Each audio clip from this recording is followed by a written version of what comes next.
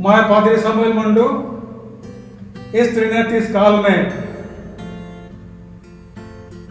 सभी को ऑनलाइन आराधना में उपस्थित होने के लिए स्वागत करता हूं और इसी के साथ विशेष सूचनाएं आप सबको देता हूं। पहला,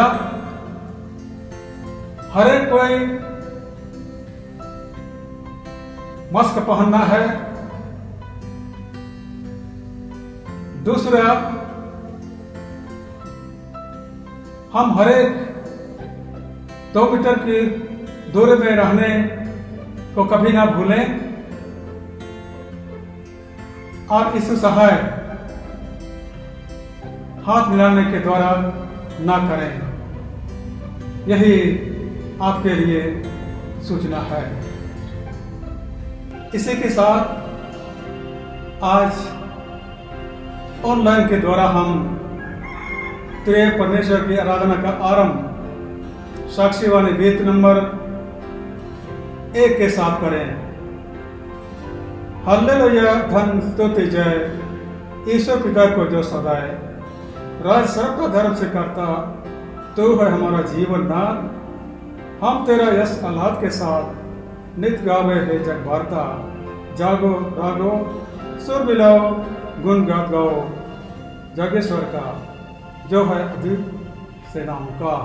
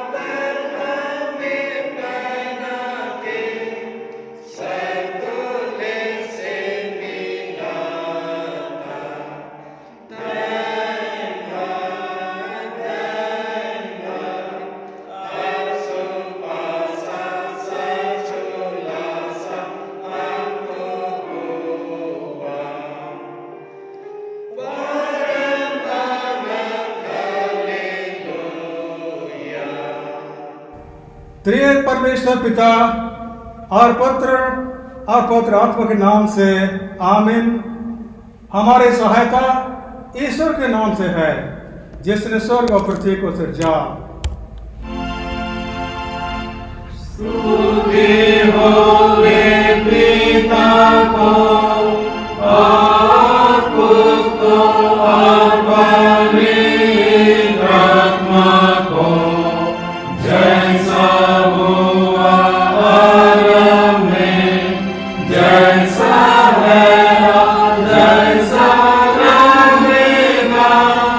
सनातन से सनातन लो। आमीन।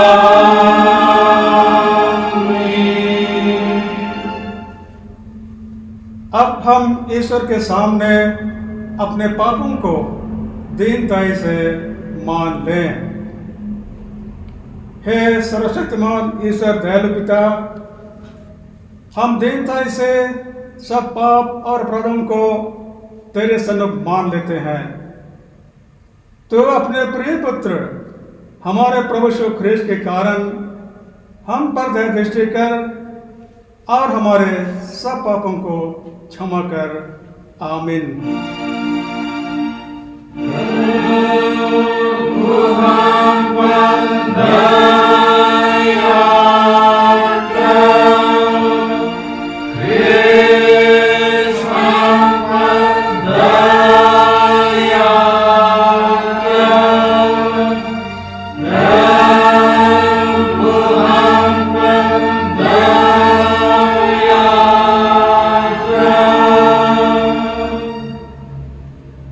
रोमी 3:23-24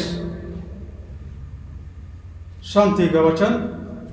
क्योंकि सबों ने पाप किया और ईश्वर की प्रशंसा के योग्य नहीं होते हैं, पर उसके अनुग्रह से उस उद्धार के द्वारा जो ख्रिस्त यीशु से है संत मंत धर्मी ठहराए जाते हैं। आमीन।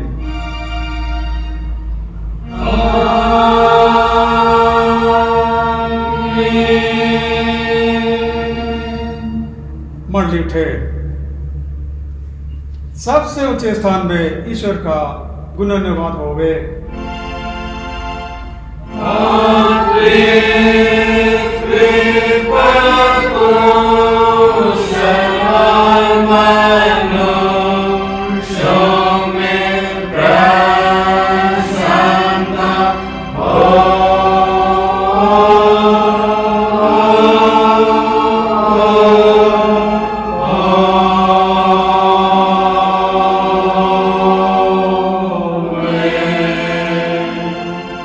प्रभु तुम्हारे साथ रहे।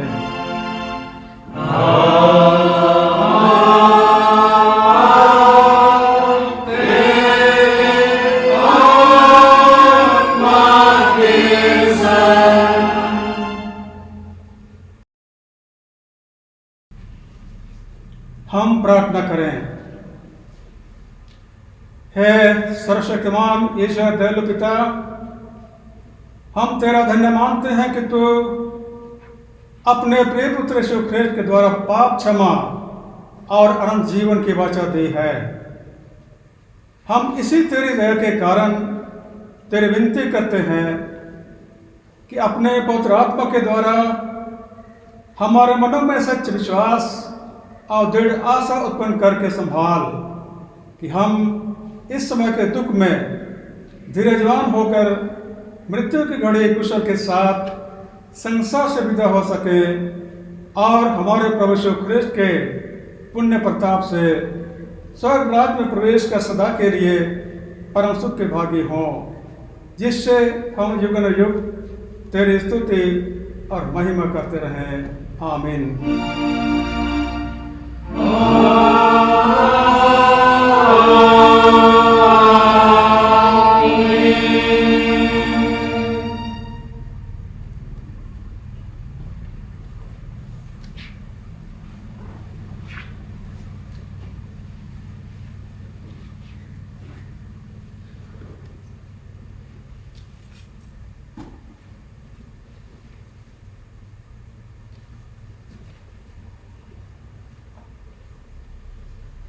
आज के लिए ठहराया हुआ पहला पत्रिवचन हम सुने। प्रेरितों के काम उसका 20वां अध्याय और 17 से 38 पद तक। प्रेरितों के काम 20 अध्याय 17 से 38। वहां ऐसा पौलुस ने इफिसुस के प्राचीनों के पास लिख भेजा। उसने मिलेतुस से इफिसुस में कहला भेजा और कलीसिया के प्राचीनों को बुलाया। जब वे उसके पास आए तो उनसे कहा, तुम जानते हो कि पहले ही दिन से जब मैं आसिया में पहुंचा, मैं हर समय तुम्हारे साथ किस प्रकार रहा, अर्थात बड़े दीनता से आंसू बहा बहा कर, और उन परीक्षाओं में जो यहूदियों के षड्यंत्र के कारण मुझ पर आ पड़ी, मैं प्रभु की सेवा करता ही रहा। और जो जो बातें तुम्हारे लाभ की थी उनको बताने और लोगों के सामने और घर घर सिखाने से कभी नहीं झिझका, वरन यहूदियों और यूनानियों के सामने गवाही देता रहा कि परमेश्वर की ओर मन फिराना और हमारे प्रभु यीशु मसीह पर विश्वास करना चाहिए। अब देखो, मैं आत्मा में बंधा हुआ यरूशलेम को जाता हूँ और नहीं जानता कि मैं मुझ पर क्या क्या बीतेगा। केवल यह कि पवित्र आत्मा हर नगर में गवाही दे देकर मुझसे कहता है कि बंधन और क्लेश तेरे लिए तैयार हैं, परंतु मैं अपने प्राण को कुछ नहीं समझता कि उसे प्रिय जानूं, वरन यह कि मैं अपनी दौड़ को और उस सेवा को पूरी करूं जो मैंने परमेश्वर के अनुग्रह के सुसमाचार पर गवाही देने के लिए प्रभु यीशु से पाई है। अब देखो, मैं जानता हूं तुम सब जिनमें मैं परमेश्वर के राज्य का प्रचार करता फिरा, मेरा मुंह फिर ना देखोगे। इसलिए मैं आज के दिन तुमसे गवाही देकर कहता हूँ कि मैं सबके लहू से निर्दोष हूँ, क्योंकि मैं परमेश्वर के सारे अनुग्रह को तुम्हें पूरी रीति से बताने से ना झिझका। इसलिए अपने और अपने पूरे झुंड की चौकसी करो, जिसमें पवित्र आत्मा ने तुम्हें अध्यक्ष ठहराया कि तुम परमेश्वर की कलीसिया की रखवाली करो, जिसे उसने अपने अपने लोहू से मोल लिया है। मैं जानता हूँ कि मेरे जाने के बाद फाड़ने वाले भेड़िए तुम में आएंगे, जो झुंड को ना छोड़ेंगे। तुम्हारे बीच में से भी ऐसे मनुष्य उठेंगे जो चेलों को अपने पीछे खींच लेने को टेढ़ी मेढ़ी बातें करेंगे। इसलिए जागते रहो और स्मरण रखो कि मैंने 3 वर्ष तक रात दिन आंसू बहा बहा कर एक को चेतावनी हर एक को चेतावनी देना ना छोड़ा। और अब मैं तुम्हें परमेश्वर को और उसके अनुग्रह के वचन को सौंप देता हूँ, जो तुम्हारी उन्नति कर सकता है और पवित्र किए गए लोगों में साझी करके विरास दे सकता है। मैंने किसी के चांदी, सोने या कपड़े का लालच नहीं किया। तुम आप ही जानते हो कि इन्हीं हाथों ने मेरी और साथियों की आवश्यकताएं पूरी की। मैंने तुम्हें सब कुछ करके दिखाया कि इस रीति से परिश्रम करते हुए निर्गुणों को संभालना और प्रभु यीशु के वचन स्मरण रखना अवश्य है, जो उसने आप ही कहा, लेने से देना धन्य है। या कहकर उसने घुटने टेके और उन सबके साथ प्रार्थना की। तब वे सब बहुत रोए और पौलुस के गले लिपटकर उसे चूमने लगे। वे विशेषकर इस बात से शोकित थे जो उसने कही थी कि तुम मेरा मुंह फिर ना देखोगे। तब उन्होंने उसे जहाज तक पहुंचाया। आमीन। तेरा धन्यवाद होवे हे ख्रिस्त यीशु। हालेलुया। Hallelujah, hallelujah, hallelujah.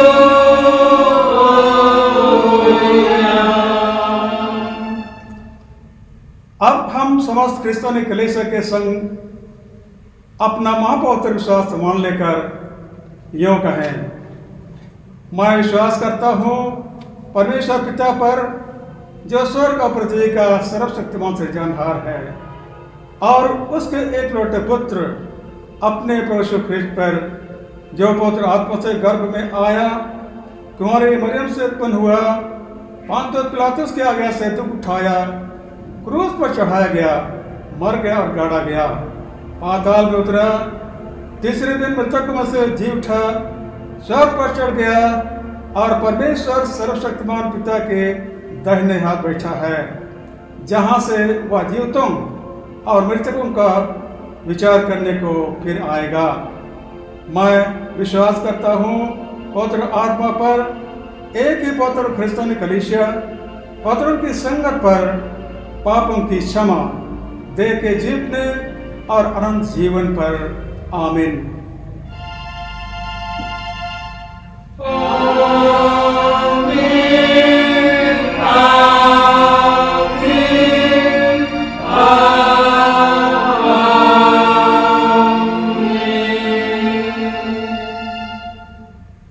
मंडले बैठे।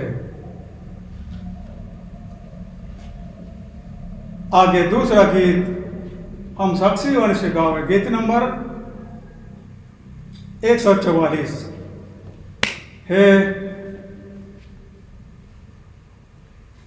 हे ख्रिस्त विश्वासी, साहस कर मसीह के पीछे चलो, मार अपना सर त्याग दे संसार, उसी का झंडा भालो, क्रूस निंदा अपने ऊपर ले, सो आओ मेरी संगत में।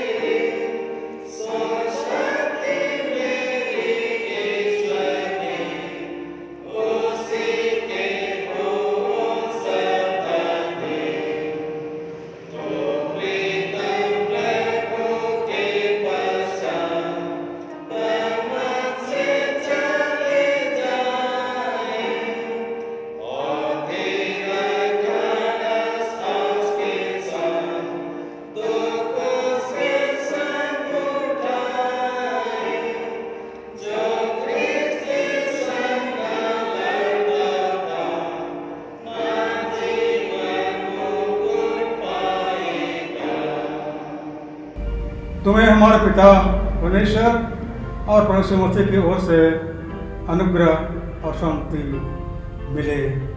आमीन। हम प्रभु का धन्यवाद करें।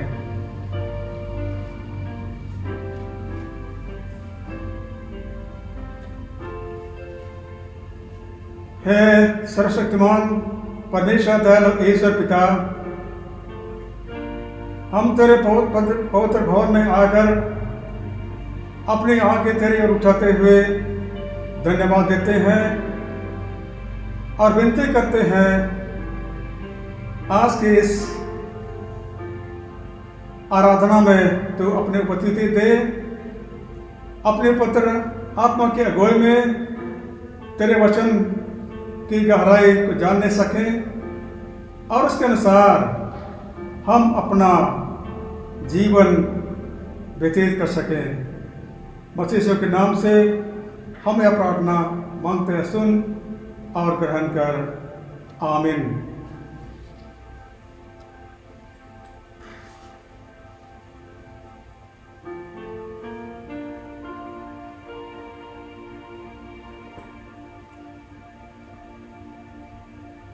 आज के लिए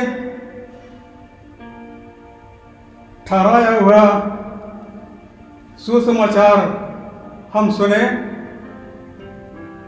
लूका के सुसमाचार उसका 19 अध्याय और 41 से 48 पद तक उसमें ऐसा लिखा हुआ है।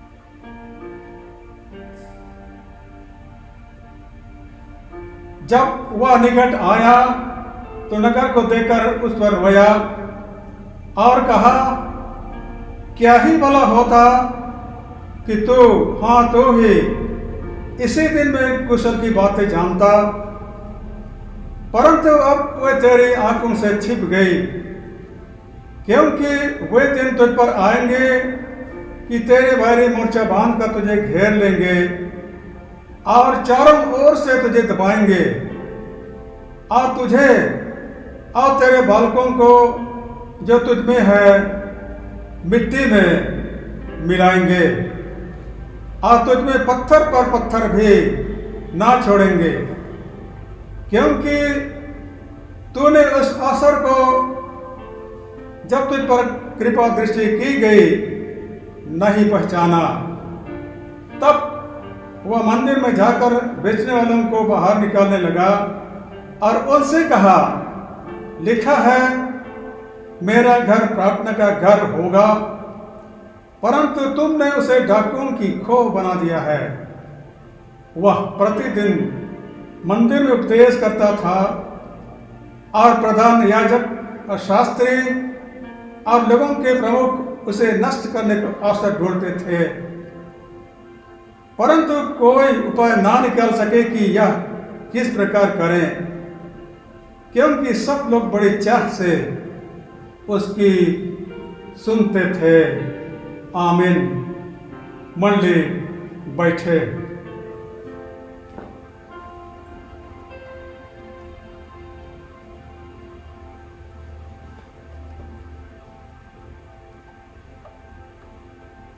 ख्रिस्त में प्यारे भाइयों और बहनों,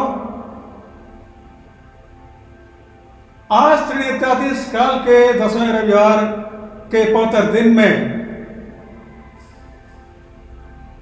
ऑनलाइन सेवा के द्वारा त्रिएक परमेश्वर को धन्यवाद देते हैं कि उसने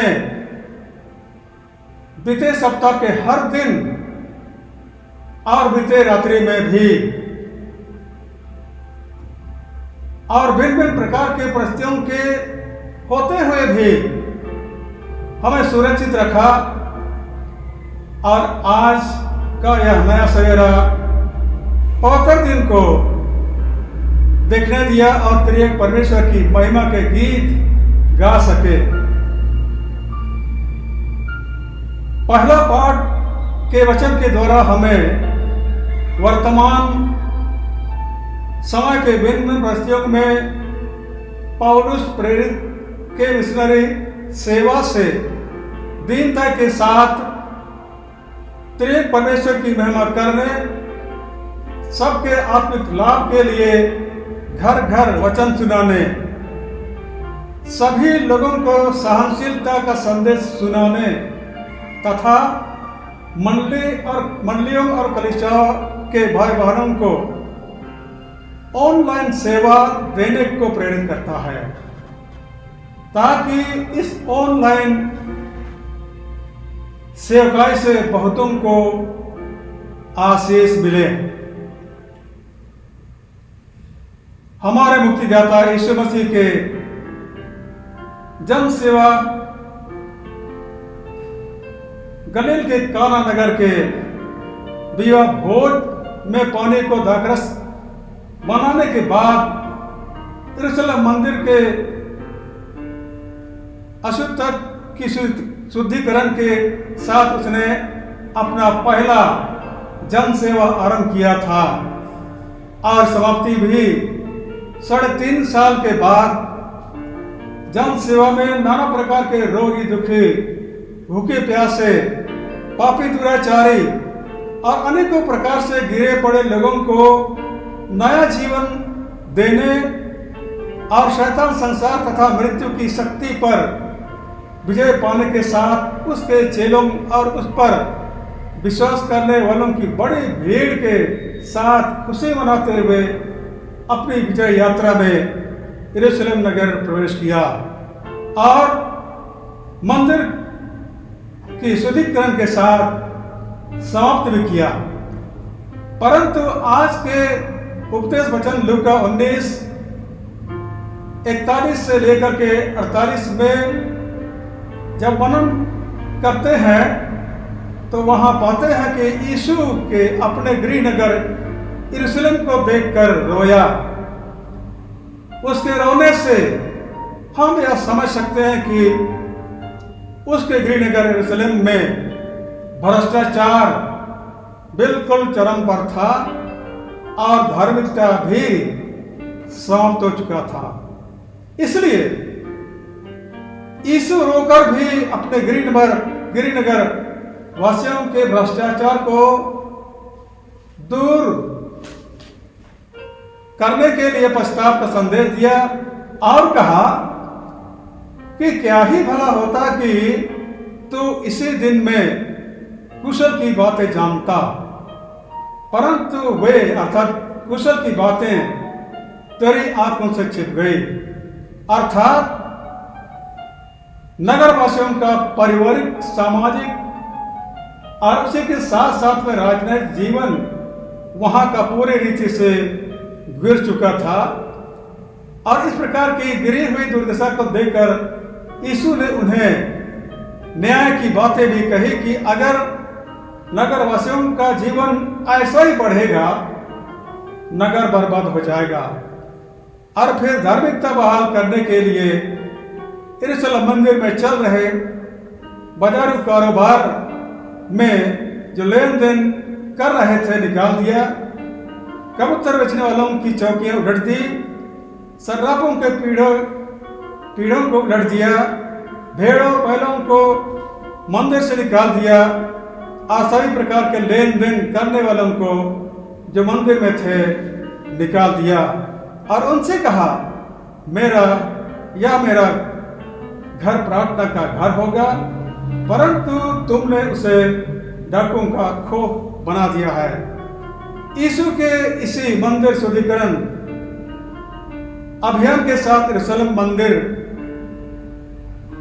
को परमेश्वर का निवास बना, जहां से मनुष्य शांति और आशीष पाते हैं।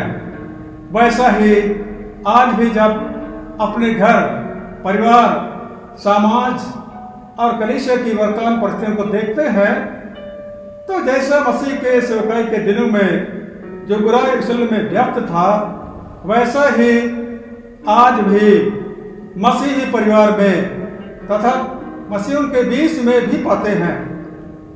ईश्वर उपासना में निष्क्रियता पर सांसारिकता के जीवन में घुल मिल जाने में अधिक रुचि और सक्रियता दिखाई देते हुए मुक्तिदाता यीशु की संगति से भी अलग होते हुए पाते हैं।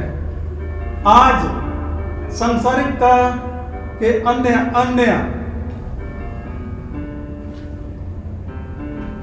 कर्मों में अपने व्यक्तिगत, पारिवारिक, सामाजिक और कलीसियाई जीवन में प्राथमिकता देते हुए यीशु मसीह जो हमारा सच्चा शांति रहता है उसे दरकिनार कर देते हुए पाते हैं। गिरजा विनती में उदासीनता, प्रार्थना में जीवन व्यतीत करने से भी अलग होते हुए पाते हैं। न केवल इन्हीं बातों को लेकर परंतु हमारा भरोसा भी सृष्टिकर्ता परमेश्वर में ना रखकर सांसारिक शक्तियों पर अधिक भरोसा करते हैं, जिससे यह सांसारिक शक्ति हमें अपने अधीन कर दिया। ऐसी परिस्थिति में आज के वचन के अनुसार हमारा मुक्तिदाता यीशु उन सांसारिक शक्तियों के बंधनों से मुक्त कर अपनी संगति और उपस्थिति में रखने के लिए आज यीशु हमारे व्यक्तिगत, पारिवारिक, सामाजिक और कलीसियाई जीवन रूपी मंदिर में प्रवेश कर हमारे जीवन में व्यक्त सब प्रकार की पाप, बुराई, शैतान और संसार की युक्तियों को दूर करने चाहता है, ताकि हम फिर से यीशु की संगति में आकर और रहकर अमन, चैन, कुशल, शांति और आशीष पा सकें। इसलिए आज हमारा मुक्तिदाता यीशु हम हर एक को जो संसारिकता में जीवन व्यतीत करते हैं निमंत्रण देता है, हे पाप के भार से दबे हुए लोगों मेरे पास आओ, मैं तुम्हें विश्राम दूंगा। इसलिए आज अगर उसके निमंत्रण को स्वीकार करते हुए यीशु पर विश्वास और भरोसा करते हैं, तब सब प्रकार के पाप, बुराई, शैतान, संसार की युक्तियों और शक्तियों से मुक्त होकर चैन का जीवन पा सकते हैं और वहाँ अपनी उपस्थिति देखकर हमें शांति और आशीष देगा। इसलिए प्यारे भाइयों और बहनों, आज के उपदेश वचन के द्वारा से हम सबों को दो शिक्षाएं मिलती हैं। पहला, आदर्श जीवन व्यतीत करने के लिए हमें 10 आज्ञा दिया है। जैसे कि पहले हमने सुना, यीशु यरूशलेम पहुंचकर नगर में प्रवेश किया तो देखा कि नगर में बहुत मनुष्यों का व्यक्तिगत और सामाजिक जीवन पूरी रीति से गिर चुका था। ऐसी गिरी हुई दुर्दशा को देखकर रोया, परंतु ऐसी गिरी हुई दुर्दशा से निकलने के लिए चेतावनी भी दिया। वैसा ही आज मसीही जीवन में भी जो हमारा व्यक्तिगत, पारिवारिक और सामाजिक है, अनेक तरह की बुराइयां काम कर रहा है। इस गिरते हुए परिस्थिति से उठने के लिए हमें 10 आज्ञा दिया गया है, जिसके शिक्षा को पालन करने से हमारा भ्रष्टाचार खत्म होगा, नैतिक सुधार होगा और आदर्श जीवन भी कायम होगा। आज हमारा मुक्तिदाता हमसे यही मांग करता है। फिर भ्रष्ट जीवन से निकलकर पवित्र जीवन बनने के लिए यीशु ने अपने बहुमूल्य लहू से धोकर पवित्र किया है और प्रेम पिता परमेश्वर का मंदिर घोषित किया है कि उसका पवित्र आत्मा हम में निवास करे, ताकि हम पवित्र आत्मा की अगुवाई में पवित्र मार्ग में बढ़ते हुए और आगे बढ़ते जाएं, ताकि हमारे जीवन से प्रिय परमेश्वर की महिमा हमारा जीवन भर होती रहे। आमीन। हम प्रार्थना करें। हे सर्वशक्तिमान परमेश्वर, दयालु ईश्वर पिता, आज के वचन के द्वारा हम तेरा धन्यवाद करते हैं। हम पापियों पर दया किया और दया करके अगुवाई के लिए वचन की शिक्षा दी। उन शिक्षाओं को अपने व्यक्तिगत, पारिवारिक और कलीसिया जीवन में अपनाना चाहते हैं। इससे हम से हर एक को पवित्र आत्मा से अगुवाई कर, यही हमारी विनती यीशु के नाम से मांगते हैं, सुन और स्वर्ग के राज में ग्रहण कर। आमीन।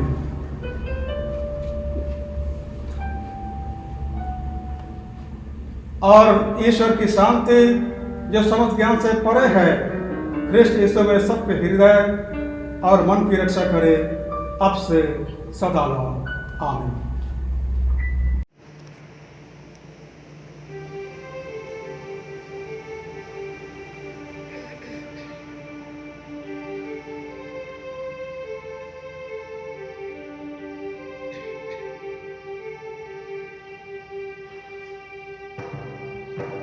यरूशलेम मंदिर के तो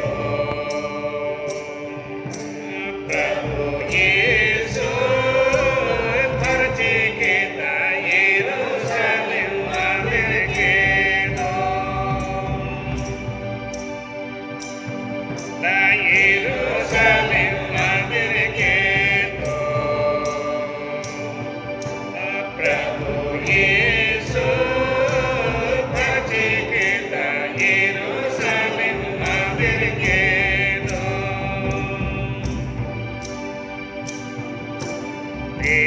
मेरी कोबाई के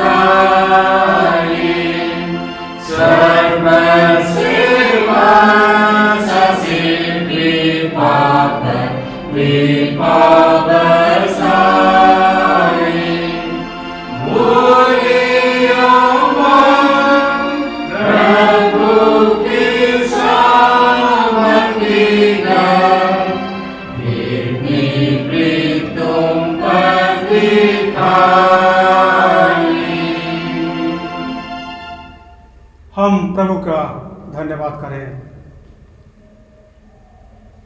हे सर्वशक्तिमान परमेश्वर दयालु ईश्वर पिता, फिर से हम अपने आत्मिक आंखों को तेरी ओर उठाते हैं और धन्यवाद देते हैं कि आज हमें से हर एक को ऑनलाइन सेवा के द्वारा तेरे पवित्र वचन का प्रकाशन दिया और इस प्रकाशन के द्वारा से आज के वचन की शिक्षा हमने सुनी, ग्रहण किया और विनती करते हैं इसी शिक्षा के अनुरूप में हम अपना जीवन आगे के दिनों में बिता सकें। हम धन्यवाद देते हैं इस समय सभी प्रकार के दानों के लिए जो हमें से हर एक के जीवन में अधिकाई से दिया। हर एक परिवार के लिए हमें से हर एक को खाने पीने की वस्तुओं से तृप्त करता है और उस नाम में हमने मुट्ठी दान रखा जो घोड़ा दान के रूप में जमा होकर तेरे पास लाए हैं। और इसी के साथ इस कोरोना काल में मुट्ठी दान भी हम तेरे पास लाते हैं। ग्रहण कर अपनी आशीष दे ताकि आशीषित होकर तेरी महिमा के लिए काम आवे और इसके द्वारा तेरी महिमा होने पाए। विनती करते हैं इस कोरोना काल में विशेष रीति से इस भयानक शक्ति के लिए जो पूरे विश्व के तहत में भारत में और हमारे झारखंड राज्य में भी फैल चुका है। दिन प्रति के जीवन में कोरोना से संक्रमित लोगों की संख्या बढ़ते जा रही है। हमारे लिए चिंता का विषय है, परंतु तू अपने पवित्र वचन में हमें कहा है, तू अपनी सारी चिंता मुझ पर डाल, मैं तेरी सुनूंगा। इसलिए दीनता होकर हम इस वायरस के लिए विनती करते हैं, तो हम में से हर एक को, पूरे मंडली के लोगों को पवित्र आत्मा से छाया कर, ताकि उस छाया में रह करके उस प्रकोप से हम बचें और बचते हुए कुशलता का चयन का जीवन व्यतीत कर सकें और अपने घर में रहें, अपने टोला में रहें और तेरी मंडली के जीवन में रह सकें। पिता परमेश्वर, इसी के साथ हमारी यह प्रार्थना है, जो इस कोरोना वायरस को दूर करने के प्रयास में एक डॉक्टर के रूप में, नर्स के रूप में, सुरक्षा कर्मियों के रूप में सेवा करते हैं, तो उनके साथ हो, ताकि उनके लिए भी सेवा करने के वक्त में नाना प्रकार की परेशानियां, नाना प्रकार की कमजोरियां, नाना प्रकार की दिक्कतें आती हैं, तो उन सभी को आप ढांप, ताकि ढांपा जाकर हमारा जीवन सुरक्षा का जीवन हो सके, हमारा जीवन चैन का जीवन हो सके। और इसी के साथ हम प्रार्थना करते हैं, तो हमारे कलीसिया के सभी सेवकों की भी अगुवाई कर कि वे तेरे वचन के निर्मल उपदेश में ठहरे, जिससे सब विश्वास और प्रेम हमें बढ़े और दृढ़ाया जाए। और इसी के साथ हम भारत रिपब्लिक के हमारे प्रेसिडेंट, इस प्रदेश के गवर्नर, राज्य के सभाओं, मंत्रिमंडलों, सब न्यायों और हाकिमों और सब राज्य कर्मचारियों के लिए प्रार्थना करते हैं, उन्हें आशीष दे और उनकी अगुवाई कर कि वे न्याय और धर्म से देश की सेवा करें और हम कुशल चैन से सारी भक्ति और गंभीरता से काल बिताएं। हमारी कलीसियाई सभाओं, केंद्रीय काउंसिल, डायसिस काउंसिल और कलीसिया के अन्य मंडली सभाओं को आशीष दे कि वह इस पवित्र मंडली को तेरी इच्छा के अनुसार चलाएं। जगत की लुथेरान कलीसिया और देश विदेश के हमारे सभी ख्रिस्त विश्वासी मित्रों को आशीष दे कि हम ख्रिस्तीय प्रेम और सहयोग में आगे बढ़ें और जगत में तेरी साक्ष्य के लिए अधिक समर्थ पाएं। हमारी कलीसिया के सभी काम पर आशीष दे, लड़के लड़कियों की शिक्षा पर आशीष दे कि वे तेरे भय, प्रेम और भरोसा में बढ़ता जाएं। कलीसिया के विद्यालयों, शिक्षा प्रशिक्षण महाविद्यालयों और अन्य संस्थाओं को भी संभाल और उनको बढ़ती दे और उनके द्वारा कलीसिया के लिए आत्मिक और लौकिक आशीष दे। खेती बाड़ी और हर एक काम उद्यम को सफल कर, जिससे हर कोई सुविवेक से तेरे आगे चले और अपनी जीविका पावे। अपनी कृपा से उन सबों पर दृष्टि कर जो कंगालपन, रोग और नाना प्रकार की सकेत या दुख में हैं, उनको शांति दे। और फिर हम अपने आत्मिक आंखों को तेरे उठाते हुए विनती करते हैं, जो हम सबों को मंडली के जीवन में आगे बढ़ने के लिए और शांतिपूर्ण जीवन व्यतीत करने के लिए प्रशासन की ओर से हिदायत दी गई है। हम में से हर एक को वैसा ही अगुवाई कर कि हम एक व्यक्ति होकर, परिवार होकर, मंडली होकर मास्क पहनने के द्वारा और 2 मीटर की दूरी का ख्याल रखते हुए अपना जीवन व्यतीत करें, ताकि न केवल हमारा शारीरिक जीवन सुरक्षित रहे, लेकिन आत्मिक जीवन भी हमारा सुरक्षित रह करके हम तुझको धन्यवाद दे सकें। पिता परमेश्वर, विनती करते हैं हमारे कलीसिया के सभी भाई बहनों की रक्षा कर, जो दूसरे देशों में चले गए हैं वे सब जोखिम और परीक्षाओं में विश्वासी ठहरे। हम उनके लिए भी तेरी विनती करते हैं जो मंडली से निकाले गए हैं और उलट हुए हैं। उन पर दया कर कि वे सच्चे पश्चाताप से तेरी ओर फिरे। सब मनुष्यों का त्राणी ठहर और उन पर जो अंधेरे बैठे हैं मुक्ति का उजाला प्रकाश कर। हमको अपश्चाताप मृत्यु से बचा और अंत में अपने प्रिय पुत्र हमारे प्रभु यीशु ख्रिस्त के द्वारा स्वर्ग राज में ग्रहण कर। हे हमारे पिता, तू जो स्वर्ग में है, तेरा नाम पवित्र किया जावे, तेरा राज्य आवे, तेरी इच्छा जैसे स्वर्ग में वैसा ही पृथ्वी भी होवे। हमारे प्रतिदिन की रोटी आज हमको दे और हमारे अपराधों को क्षमा कर जैसे हम भी अपने अपराधों को क्षमा करते हैं। और हमको परीक्षा में मत डाल परंतु बुराई से छुड़ा, क्योंकि राज और पराक्रम और महात्म सदा तेरे हैं। आमीन।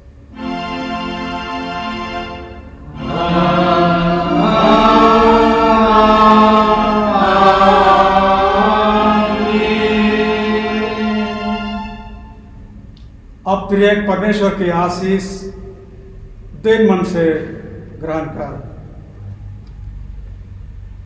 परमेश्वर तुझे आशीष देवे और तेरी रक्षा करे। परमेश्वर अपने मुख का प्रकाश तुझ पर करे और तुझ पर अनुग्रह करे।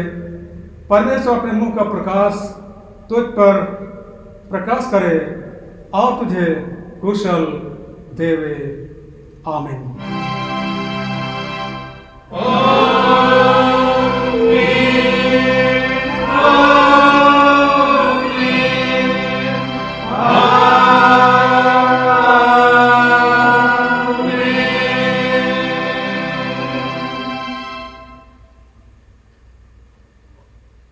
यीशु सहाय।